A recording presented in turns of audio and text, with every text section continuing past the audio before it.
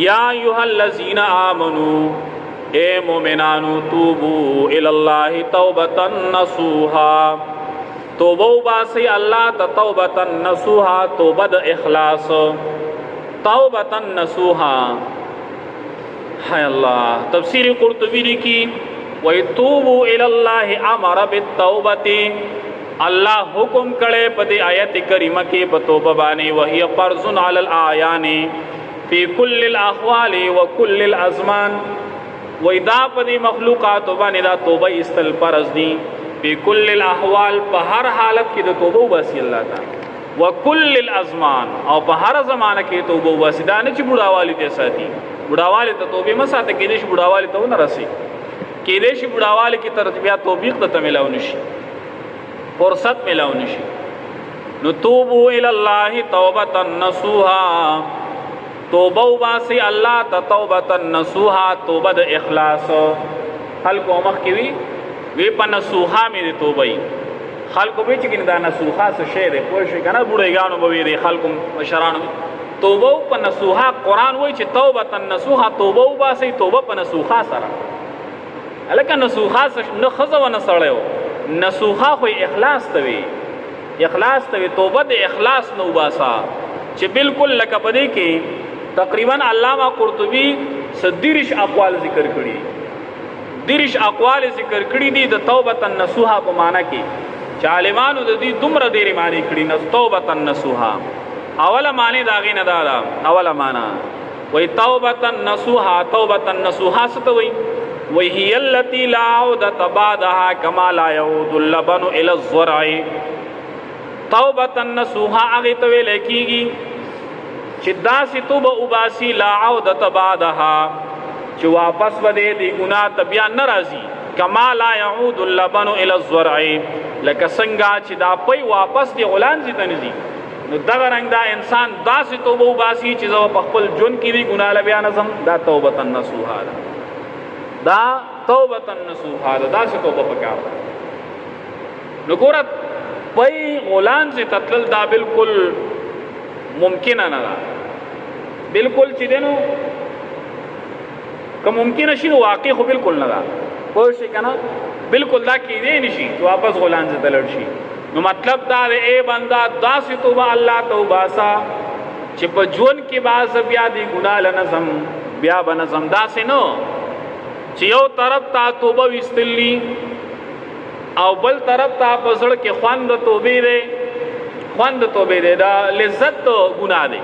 یو طرف په خله کې توبه ده استغفر الله پزړ کې انکار د ګناه نه نشته ځکه جو سالک وای د دې هو وای توبه پر لب صبح بر کب دل بورت ذوق گناہ توبه پر لب صبح بر کب دل بورت ذوق گناہ معصیت را خنده میں آیت سے استغفار ما وی توبہ بخلو بانی دا او صبح برکب او تسبیح پلاس کی دی او دل برد ذوق گناہ پزڑ کے خوند گناہ دے وی معصیت را خنده میں آیت سے استغفار ما دی گناہ لخنده ورجزمون دی استغفار پسی چی بجب سوائی ازلکی دسلی نو چی بزلک استا بالکل نپرد شدا گناہ نا دا سی توبہ باسا ستان اپرد شدا گنانا ندید وجنا علامہ کلبی رحمہ اللہ وی التوبة النصوحا الندم بالقلب والاستغفار باللسان والاقلاع عن الذنب والاطمینان على انه لا يعود وی توبة النصوحا ہوتی تویلے کی چی پسڑت استومانشی پا گناہ باندے دانی چی خوان پاکی موجود یارا خوان دیکھاو خو بس ناروا دینا پر ظلن پستومانشا خوان بچرت دے گناہ کی خوان چرته دی ګناه کې د ګناه خوان خدا سے دی لکه یو بنده باندې خارخ لګیدل خارخ وای شي کنه خارختی دی خارخ په لګیدل دی مرض دی اوس دا خارخ چې مرض لګیدل نو دا خارخ مزه کوي کنه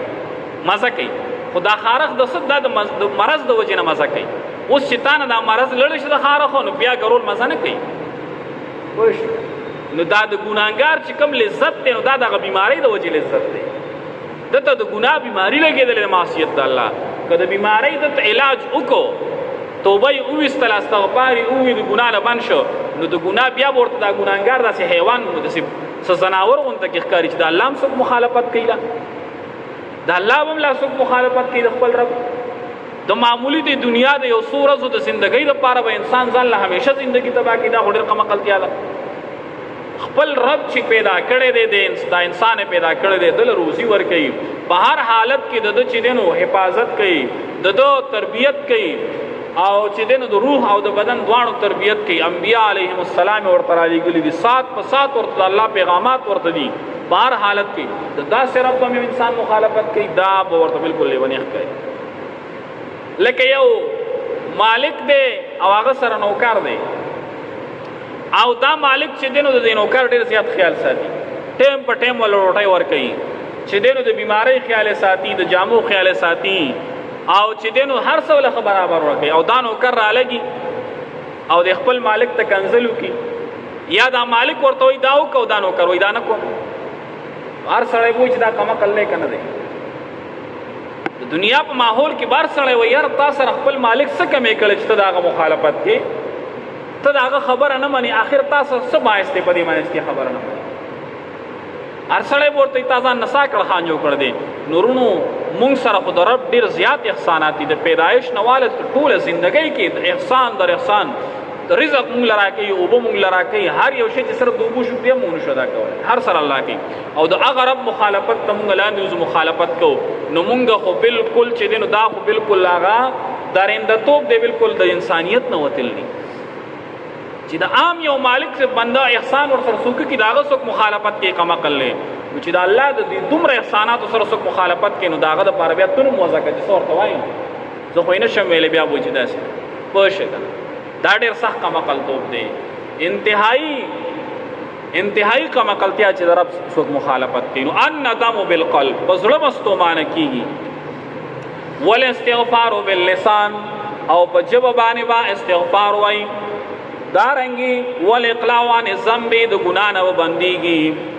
والاطمئنان على انه لا يعود، او دا بزان سره وعده کې قصب کې چې زب بیا چری دی گناہ ته نظم الوه توبه دانه چې وای آیا کسو کنه وی خوخ مې دي شراب خو غسته نشم او جیب د توبونه دی بیغه مکرم، دا بنیو چیرې اوس